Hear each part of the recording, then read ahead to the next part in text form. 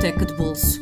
Uma conversa informal a três sobre a relação que estabelecemos com os livros. Uma ideia original de Inês Bernardo E José Mário Silva. Bem-vindos ao Biblioteca de Bolso, um podcast sobre livros que acompanhou o Festival Correntes de Escritas na Póvoa de Varzim entre 20 e 24 de fevereiro.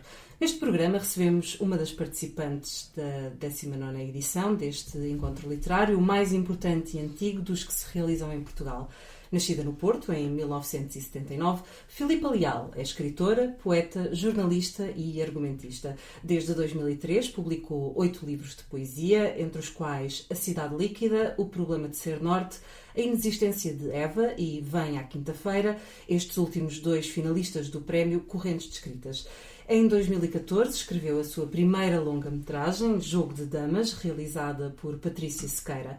Com Pedro Lamares faz a seleção de textos literários e leituras para o programa Literatura Aqui, transmitido pela RTP2. Olá, Filipa. Obrigada por teres aceitado o nosso convite. Finalmente andamos a tentar apanhar a Filipa desde 2014. Finalmente. 2014? Não, 2016. 2016, sim. Parece 4 anos, mas foram só 2 de podcast. Sim, pela tua descrição da minha própria biografia, eu também me assusto. Houve uns anos de muito trabalho, que foram estes últimos 2 anos. Agora estou um bocadinho mais calma e um bocadinho mais concentrada no Literatura Aqui, no programa da RTP2, e finalmente também na minha própria poesia e um bocadinho mais calma, porque escrever para televisão também, porque a seguir também escrevi uma série para televisão e para cinema, mas sobretudo para televisão, é também um ofício que nos retira muito tempo. Exato, sim, foram anos de grande azáfama, mas estou um bocadinho mais calma agora. Ainda bem, felizmente para nós, foi a nossa sorte. Não, muito obrigada. Vamos começar com o primeiro livro que tu trazes, que se chama Três Mulheres, poema a 3 vozes, que curiosamente resume um bocadinho o que tu trazes. Sim, no fundo, comecemos com este. Exato, da Silvia Plath, na tradução, neste caso, da Ana Gabriela Macedo, uma tradução belíssima, um livro da Relógio d'Água, que está em edição bilingue. Espero que ainda esteja disponível. Ainda está. Ótimo. É um livro lindíssimo e, de facto, achei curioso começarmos por este, porque o que eu vos trago são, de facto, 3 mulheres, 3 escritoras, a Silvia Plath, e depois, não sei se queremos já revelar as outras seguintes. Já lá vamos, mas falaremos de 3 mulheres diferentes. Este livro da Silvia Plath é-me muito querido por várias razões, mas também porque se relaciona muito com aquilo que eu mais gosto de fazer e com aquilo que eu consegui, parecendo quase impossível, fazer profissionalmente, que é um poema a 3 vozes que a Silvia Plath escreve para ser uma peça de rádio, para ser dita na BBC. E, portanto, é um texto... Tem tudo a ver com o teu trabalho. Pronto, também, e na verdade, exatamente, e portanto, como eu digo poemas desde muito antes de os dizer em público, já tinha aqueles gravadores de jornalista pequeninos, eu muito novinha, porque a minha mãe recitava de cor muita poesia. Eu desde muito novinha tinha aqueles gravadores com umas cassetes muito pequeninas e fazia gravações. Portanto, muitas vezes os escritores e as pessoas que vão dar entrevistas na rádio ficam muito assustadas com a sua própria voz. A minha voz é-me tão familiar desde muito novinha, porque nunca sentiste essa estranheza? Nunca senti essa estranheza, a não ser das primeiras vezes, que eu devia ter 13 ou 14 anos, em que comecei a ouvir Vilaré, Mário Viegas, quer dizer, eu tenho uma coleção ainda de compact discs de Natália Correia, porque depois havia muitos discos dos próprios poetas a dizerem a sua poesia. O David Manuel Ferreira, do Eugénio, do Alberto, que é uma maravilha, o disco do Alberto, ao vivo na Casa Fernando Pessoa. E portanto ouvir a poesia dita pelos próprios e depois por alguns dizeres extraordinários. O Vilaré, obviamente, eu não leio já como o Vilaré, mas muito aprendi a ter a interpretação da poesia, ouvindo e lendo o texto e ouvindo o Vilaré dizer um texto. Imitavas um bocado quando no início nova. Imitava totalmente, eu dizia o Cantigo Negro de cor, exatamente como o Vilaré, ou o João amava a Teresa, que amava Raimundo, temos o do Drummond, também do Vilaré no São Luís, eu dizia com o sotaque brasileiro, tal como o Vilaré, portanto, amar ou odiar, ou tudo ou nada, o meio termo é que não pode ser. Eu própria imitava a voz do Vilaré. Coitadinho, o meu irmão mais novo, eu obrigava-o também a dizer o fado falado, portanto eu passava o fado falado, e ele, coitadinho, uma das brincadeiras era: Miguel, agora tens de dizer isto comigo. Então dizíamos o fado falado, tal como ao Vilaré. Isto eram brincadeiras lá de casa, aquilo vai acelerando e é um exercício difícil de respiração.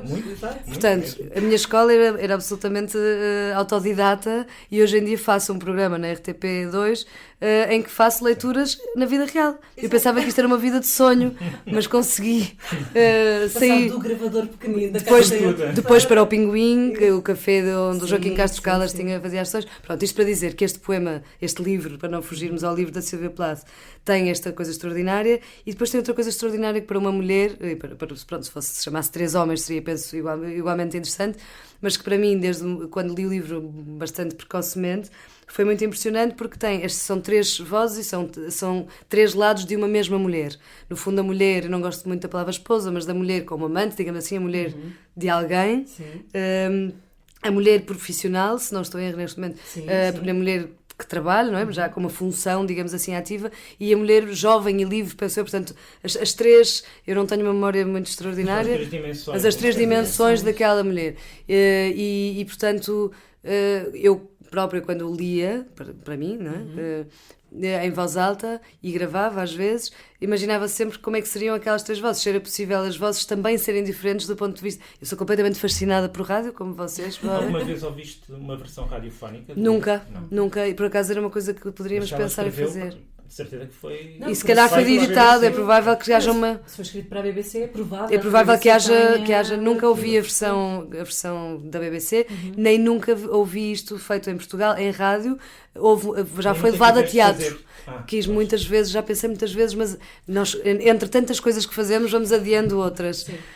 Li Silvia Plath já na Literatura Aqui, num programa que vai passar, não sei se passou esta semana, se vai passar numa das próximas, por acaso não deste livro, de um outro, mas é um texto incrível. E depois, se vocês me permitirem, eu leio uma passagem breve do livro. Há uma outra passagem de um outro livro em que ela foi dito, e aí sim vi, da Charlotte Rampling na Gulbenkian há poucos anos. Foi fazer uma leitura de um texto da Silvia Plath, que não era este texto, mas uma das frases mais impressionantes para mim desse outro texto tem muito a ver com estas 3 mulheres, em que ela diz qualquer coisa como, e cito de cor, mas não sou ninguém, nada tenho a ver com explosões. E depois, quando se lê a Silvia Plath é uma explosão em si mesma, não é? Sim. E portanto, eu vou-vos ler este pequeno trecho em que inclui no fundo esta contradição de estarmos a ler um livro que é uma autêntica explosão, que do ponto de vista literário é absolutamente surpreendente, inovador, enfim, todos conhecemos a Silvia Plath, e a dizer o contrário de si mesma enquanto mulher. Portanto, passo a citar um breve trecho da primeira voz com que se abre este livro. Possuo a lentidão do mundo. Espero pacientemente que o meu tempo se escoe, o sol e as estrelas observando-me atentamente. A preocupação da luz é mais íntima. Passa e volta a passar, luminosa como uma enfermeira. Será que lamenta o que está prestes a acontecer? Não me parece. É apenas o espanto perante a fertilidade. Quando eu sair daqui, serei um acontecimento notável. Não vale a pena preocupar-me ou sequer ensaiar. O que me está a acontecer seguirá o seu curso naturalmente. O fazão está de pé na montanha. Exibe as suas penas castanhas. Não posso deixar de sorrir ao pensar no que sei. As folhas e as pétalas esperam-me. Estou pronta. E assim começa este livro. Portanto, a primeira voz termina assim. Eu estou-vos a ler exatamente o primeiro trecho. O primeiro trecho é a primeira voz. E a seguir entra a segunda voz. O outro lado de si mesma a responder a esta voz. Tu lembras-te o que é que, quando leste pela primeira vez, o impacto que esses versos tiveram em ti? Foi um impacto total, porque também tem a ver com a maternidade. Não sendo eu mãe, na época nem idade tinha para o ser, mas não tendo vindo a ser também ainda hoje, quando releio este livro, penso muitas vezes que este espanto perante a fertilidade é também o espanto do escritor, e que aquilo que mais se aproxima talvez do escritor, ou de quem ama, de quem ainda é hoje em dia capaz de amar, que também é um risco muito grande, tal como publicar ou expomos-nos na vida, penso eu, destas duas maneiras, amando e escrevendo, nós escritores, e esta fertilidade, esta ideia de maternidade, esta ideia de espera, de estarmos quase a conceber-nos a nós mesmos, foi uma das coisas que mais me impressionou como escritora, ou que não era ainda escritora to be, na época, como leitora absoluta. Lembro-me que foi a minha avó. Eu levava-se todas as feiras do livro do Porto durante muitos anos. Eu ia com a minha avó à feira do livro. Primeiro a minha avó que me levava, e depois a minha avó ficou numa cadeira de rodas, e portanto eu levava a minha avó. Portanto, Eu tenho uma coleção de livros em casa que são oferecidos pela avó Isabel na Feira do Livro de 1998, enfim, todos os anos a minha avó me oferecia um livro, e este foi um livro da Feira do Livro, infelizmente neste momento não tenho aqui, mas foi o livro da Feira do Livro de um ano qualquer, oferecido pela avó Isabel, portanto também tem essa coisa especial. E é um livro sobre as mulheres, portanto, sobre, enfim, se nós pensarmos que a avó e a mãe e nós mesmas somos às vezes 3 variações da mesma mulher. Este livro também me toca muito desse ponto de vista, porque tem uma memória dentro também que é ter sido oferecido pela minha avó e eu ter lido quando eu já tanto ensaiava a voz e a leitura quando o comprei não sabia que era uma peça de rádio e portanto adoraria fazer teatro para rádio em Portugal. Acho que era uma coisa que se devia recuperar, não sei Esperemos se... que tenhas um tempinho no meio das tuas 500 ocupações nos próximos anos para fazer. Adoraria. Vamos passar para o segundo livro, que, sem grande surpresa, Exatamente. é da Adília Lopes. O Maria Cristina Martins, poderia ser outro, provavelmente. E tu tens uma ligação fortíssima com a Adília, que há um livro teu que se chama Adília Lopes, mas também a tua tese de mestrado não era só sobre a Adília, era também sobre o Alexandre O'Neill e o Jorge de Sousa Braga e sobre o humor, mas, portanto, tu estudaste. Estudei mesmo. Estudar a fundo a obra da Adília. Estudei mesmo e foi uma coisa muito diferente da Silvia Plath. Muito. E confesso-vos que com a Adília Lopes eu tive uma relação muito estranha, porque foi-me sugerida pelo professor Arnaldo Saraiva quando eu pensei que gostaria de fazer tese sobre o humor. Pensei em Alexandre O'Neill e ele disse: porque é que não junta outros 2 poetas de outras 2 gerações? E então falou-me da Adília Lopes e Jorge Sousa Braga, que não são de gerações tão diferentes assim, mas... e quando eu fui ler Jorge Sousa Braga fiquei absolutamente apaixonada à primeira vista, foi amor à primeira vista. Quando li a primeira vez a obra da Adília senti-me profundamente ofendida enquanto mulher, isto é uma coisa extraordinária, portanto quase que atirei o livro pela janela. Quando li a obra, a primeira da Mariposa Azual, que foi essa que eu estudei primeiro, com a capa da Paula Rego, fiquei impressionadíssima com o horror e pensei, mas o que é que isto tem a ver com o cómico? Claro que depois, só depois é que fui ler a bibliografia passiva sobre o cómico, no qual o humor se insere, a ironia, enfim, mas aquele género do humor, sobretudo sobre também a condição feminina, não é? A falta de um abraço faz de mim um palhaço quando o poema está, em vez da foda, incomoda, torna-se coisa de circo. Coisas destas, na altura eu não estava preparada para receber. Tiveste a aprender a gostar. Sim, e depois reli, até ficar de tal maneira obcecada que depois escrevi um livro, no fundo, para a Adília Lopes, sobre um sujeito poético a tentar libertar-se da Adília Lopes que passou a ver em si, porque de facto depois colou-se-me à pele. Senti-me completamente contaminada, porque percebi que de facto a Adília Lopes, que é já uma construção de uma escritora que não se chama Adília Lopes, a Adília Lopes de facto é uma forma muito... Talvez haja coisas que só possam ser ditas como ela as diz, como a Adília Lopes as escreve. Pela Adília Lopes. Pronto, eu tentei fazer por Filipe Leal, dirigindo-me à Adília Lopes. No meu livro é uma grande carta à Adília Lopes, dizendo-lhe: mas porquê é que nunca aparece e não posso ir tomar um chá consigo e ajudar-me a resolver este problema? Nunca aconteceu. Via, mas nunca. Eu falei, ela é que não me respondeu muito. Houve uma sessão, a primeira vez foi numa sessão na Casa Fernando Pessoa, em que a Inês Pedrosa, muito simpaticamente, conhecendo a minha tese, conhecendo não a tese, mas sabendo que eu tinha estudado a fundo a obra, a Adília Lopes ia lá fazer uma sessão e ela perguntou-me se eu podia introduzir apenas a sessão, portanto, no fundo, fazer um pouco aquele início em que dizemos um pouco a biografia e algumas linhas sobre a Adília Lopes. Eu fiquei com o pescoço preso durante 2 dias quando percebi que ia conhecê-la, porque parecia tensão nervosa. E depois, quando fui ter com a Adília Lopes, com a obra toda anotada, não é? Porque quando a pessoa está a estudar um livro durante muitos anos, e as teses de mestrado eram antes de Bolonha, portanto eram longas e demoravam muito tempo e eram muitas páginas. E eu, quando lhe levei o livro, disse: Adília Lopes, olha, eu estudei a fundo a sua obra, peço desculpa, não sei se me pode dedicar a obra. E mostrei-lhe, folhei para ela perceber o grau de obsessão e de anotações e de comparações, que eu já havia coisas que já não existiam, provavelmente ali. E a Adília Lopes disse: com certeza, e escreveu, não me disse mais nada, e escreveu-me uma dedicatória deste género para a Filipa: Feliz Natal, Boa Páscoa e Feliz Ano Novo. Adília Lopes. Portanto, para o caso de eu vir a chateá-la na festa seguinte, ao mesmo tempo, Adília Lopes, não é? ao mesmo tempo, eu não poderia esperar mais do que isso, Sim, não é? sim. E portanto fiz uma introdução, lembro-me, porque tinha havido uma antologia organizada pelo Walter Ugumem nas Quase, que era Quem Quer Casar com a Poetisa. Sim, Portanto, eu lembro-me que acabei a minha introdução com a Adília Lopes na mesa a dizer a quem tenha perguntado quem quer casar com a Poetisa, eu quero.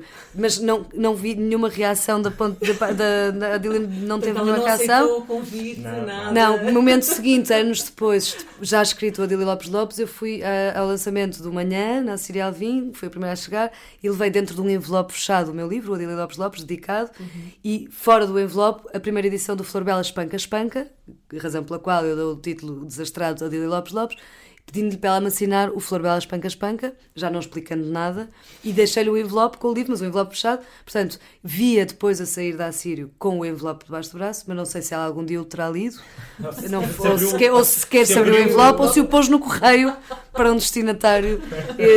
Pronto. E assim, há um registro, estava lá, já não sei, algum escritor amigo que fotografou o momento em que eu estou a entregar um envelope à Adília Lopes, que ninguém sabia o que é que tinha dentro. Sim, mesmo é um ato poético. Sim, eu entreguei, está entregue, e talvez ela me ache uma péssima poeta, mas pronto, eu achei que tinha o dever, pelo menos, de lhe o entregar, claro. E assim foi. Este livro, Maria Cristina Martins, poderia ter escolhido a obra completa, mas a Maria Cristina Martins é uma história também de um desastre, enfim, tudo corre mal na obra da Adília Lopes, não é? E os personagens, normalmente, tudo corre mal, o desastre emocional é total, como nós sabemos, e portanto a Maria Cristina Martins é uma destas personagens.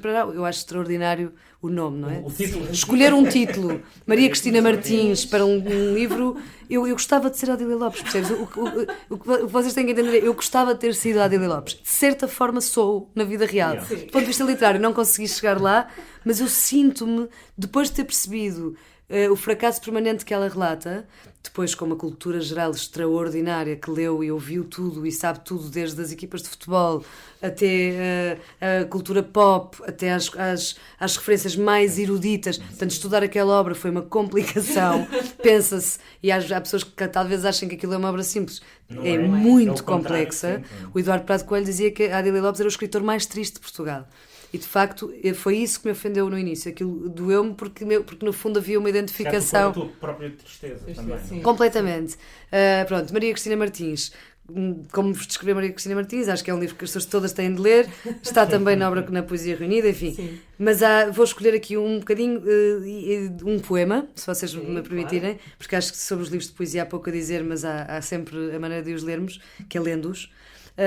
Que eu acho muito curioso, mas vou ler o poema da Adília Lopes, se me permitirem, depois de ler o poema da Sofia de Melbrenner, com o qual esse poema dialoga, porque eu acho este diálogo uma coisa extraordinária. Temos a Sofia com as pessoas sensíveis, e já vos lerei a Adília.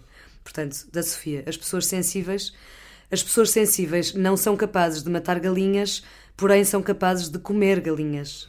O dinheiro cheira a pobre e cheira a roupa do seu corpo, aquela roupa que depois da chuva secou sobre o corpo, porque não tinham outra. O dinheiro cheira a pobre e cheira a roupa que depois do suor não foi lavada, porque não tinham outra. Ganharás o pão com o suor do teu rosto.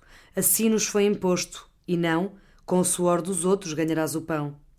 Ó vendilhões do templo, ó construtores das grandes estátuas balofas e pesadas, ó cheios de devoção e de proveito, perdoai-lhes, Senhor, porque eles sabem o que fazem.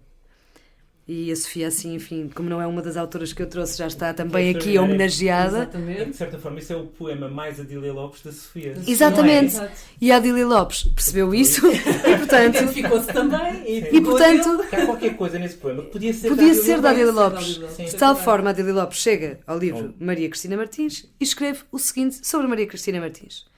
Uma tarde, Maria Cristina obrigou-me a comer osgas e a repetir com a boca cheia de osgas. As pessoas sensíveis gostam de comer osgas, mas não gostam de ver matar osgas. Por isso têm de comer as osgas vivas se querem fazer na vida aquilo de que gostam. Pronto.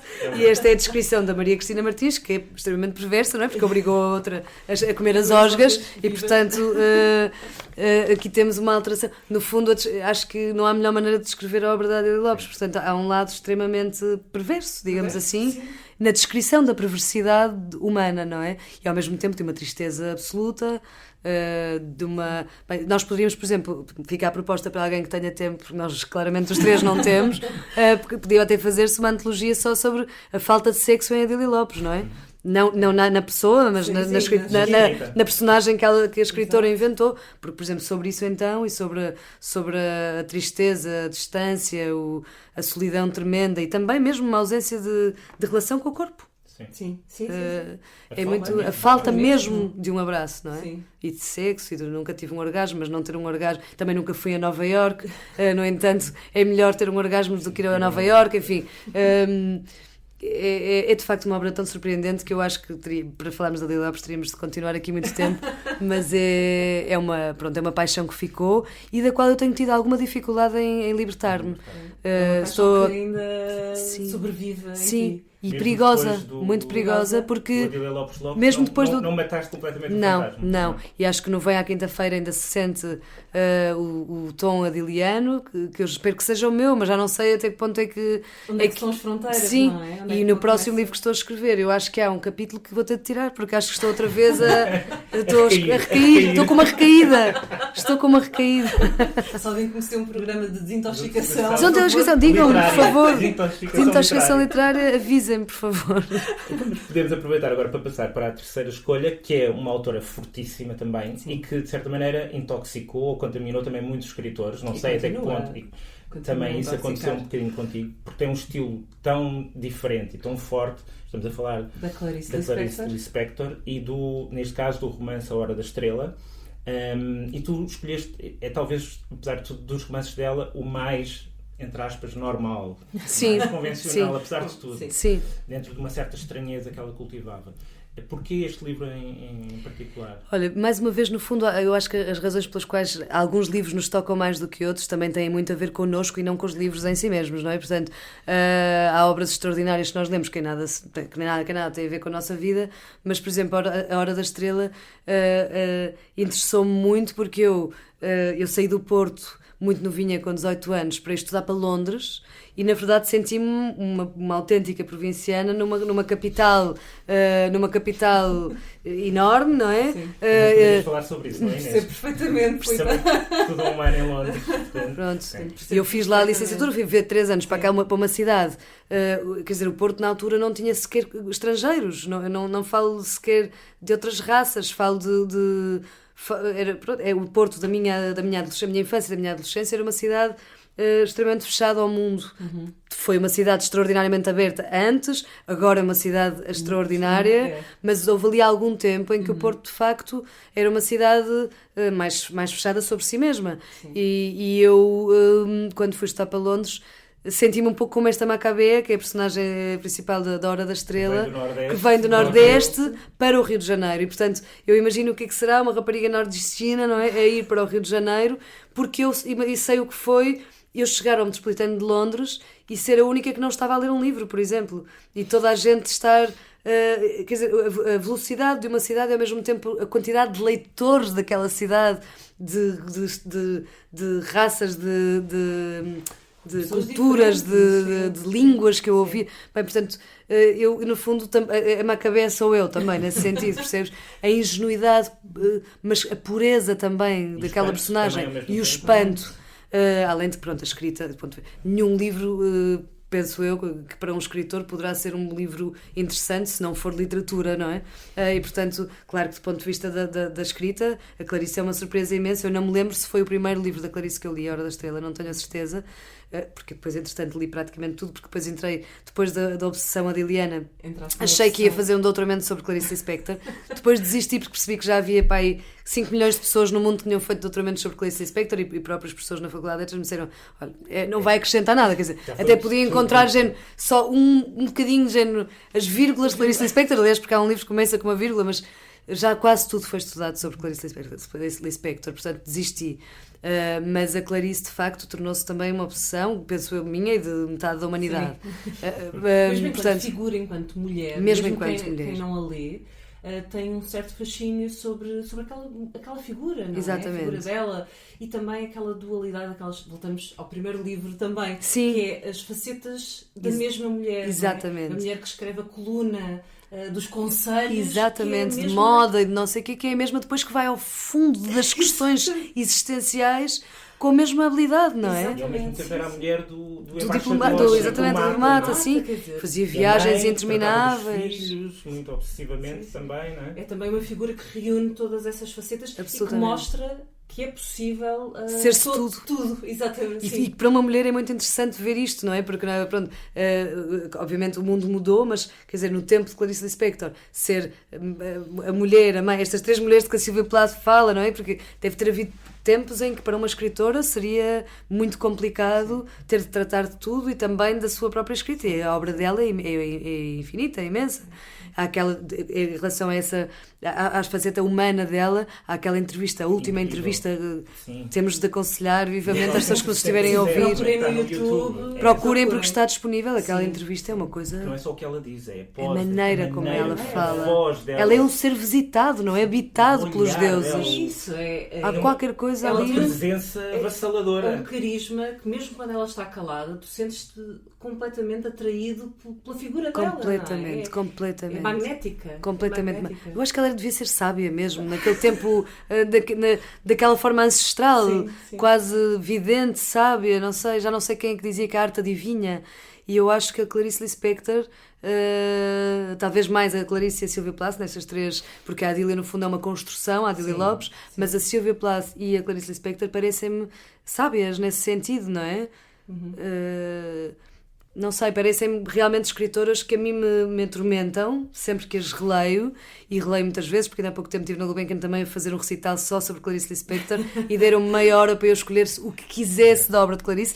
Eu estive também com esses textos sobre, por exemplo, moda e isso, mas depois acabei por não selecionar desses. Li algumas coisas da Descoberta do Mundo, li um bocadinho da Paixão Segundo G.H. Enfim, fiz um corte. Não, porque ela, de facto, tudo o que escrevia era uma coisa, podemos dizer. Curiosamente, também há um conto com uma galinha que é Lembra-me, é um conto em que uma galinha vai para cima do armário e é tudo feito do ponto de vista da galinha. Do ponto de vista da galinha. É um conto. Não, ela é extraordinária, ela é absolutamente extraordinária, de facto. Já não me lembro se as pessoas sensíveis do conto Comiam a galinha ou a deixavam em paz. Se calhar essas pessoas sensíveis comiam osgas, não comiam galinhas. Mas digamos que a Clarice é uma escritora um bocadinho perigosa para leitores sensíveis. Muito. É Bate difícil. forte, não é? Bate forte. É preciso ler com moderação. Nós devíamos ter uma pessoas- espécie de receita para. É tão forte que pode transtornar uma pessoa. Não, é? transtorna completamente. Transtorna. Por um lado, ainda bem que chegaste quando chegaste à Clarice, não é? Se calhar precisarias de alguma preparação para lá chegar. Eu acho que só comecei a ler Clarice por volta dos 18, enfim, nessa. Talvez até depois de ter voltado de Londres. Pensando bem, eu li Clarice pela primeira vez por volta dos 20 e poucos anos e lembro-me porque quem é que me sugeriu Clarice e eu já tinha voltado de Londres e revi e já tinha estado a ver lá 3 anos e portanto já me tinha esquecido que ali tinha chegado como uma provinciana convencida que tudo o que íamos ao supermercado. Não, eu ia ao supermercado com o meu amigo italiano. Sim. Éramos tão novos e tão inocentes que eu achava que tudo era português e ele achava que tudo era italiano. Ora, eram mais de italiano do que português, ainda assim, mas português é quase que nada era. Eu achava que a Cerelac era portuguesa, que aquela senhora que estava na caixa da Cerelac era portuguesa. Quer dizer, nunca me tinha ocorrido que a Nestlé não fosse portuguesa. Portanto, sempre que íamos ao supermercado e víamos coisas que ele também tinha em Itália. Portanto, era este grau de desfazamento total, quer dizer, ninguém me tinha explicado que as coisas não eram portuguesas. Portanto, por um lado a desilusão, por outro lado passam 3 anos e tu queres achar que és uma cidadã do mundo e de repente lês Clarice e pensas, eu sou isto também. E eu tenho um poema em que digo, por mais autoestradas que se vão construindo, continuaremos sempre a ter o caminho para o tanque quando mergulhávamos na infância, não é? Portanto, nunca deixamos de ser nós mesmos e, portanto, nem que eu vivesse agora 20 anos em Nova Iorque, eu seria sempre a Macabea quando fui tão novinha do Porto para Londres, uma cidade, cidades tão diferentes. Bom, vamos ter de ficar por aqui. Vamos aconselhar os nossos ouvintes. 3 Mulheres, poema a 3 vozes de Sylvia Plath. Tem uma edição na Relógio d'Água e está em promoção por cerca de 8€ no site da editora. Portanto, podem no encontrar, mas também o podem encontrar em várias livrarias. Maria Cristina Martins, da Adília Lopes, está esgotado. A sua última edição foi feita pela Ângelos Novos em 98. Talvez possam encontrar em Alfarrabistas ou então comprar a obra completa, reunida pela Assírio Alvim em dobra, por cerca de 30€. A Hora da Estrela, de Clarice Lispector, publicada em Portugal também pela Relógio d'Água, está disponível por 13€. Para a semana nós regressamos com mais programas gravados no Correntes de Escritas, da Póvoa de Varzim. Até lá, sigam-nos nas nossas redes sociais, em facebook.com/biblioteca de bolso, e ouçam-nos através do SoundCloud, do iTunes ou qualquer aplicação que usem para ouvir podcasts. Filipa, muitíssimo obrigada por teres vindo. Obrigada eu. E para quem nos ouve, até para a semana com um novo convidado. Até para a semana.